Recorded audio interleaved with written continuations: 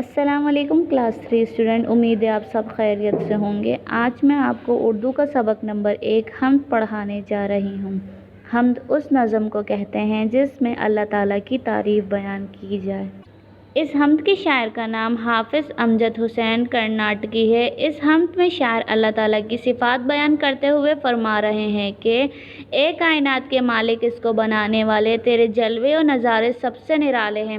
جب کائنات نہیں، جب بھی اللہ کی ذات موجود تھی، اور جب کائنات ختم ہو جائے گی تب بھی اللہ کا وجود رہے گا۔ اللہ تعالیٰ خشکی اور تری کا مالک ہے اور دین و دنیا کا رکھوالا ہے۔ اس کائنات کے خوبصورت نظارے اللہ تعالیٰ کی بڑائی بیان کرتے ہیں۔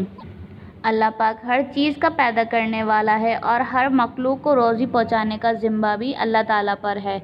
آخر میں شاعر اللہ تعالیٰ سے دعا مانگ رہے ہیں کہ اے اللہ، ہمیں عزت کی زندگی دے اور ہم کو تیری اطاعت کرنے والا بنا۔ ہمیں دنیا کی ظلمتوں یعنی گناہوں سے بچا۔ اے مصیبت میں پھنسے ہوئے لوگوں کے مالک، ہمارے پاس صرف تیرا ہی سہارا ہے۔ تو ہماری دعا کو سن لے اور بگڑی بنا دے۔ تو معاف کرنے والا ہے، تیرا نام غفار ہے۔ ہمارے گناہوں کو بھی معاف کر دے اور ہم پر اپنی رحمتوں کی بارش کر۔ تیرے سوا کوئی ہمارا محافظ نہیں، ہمارا مددگار نہیں۔ تو ہی ہے جو سب کسی کی سنتا ہے۔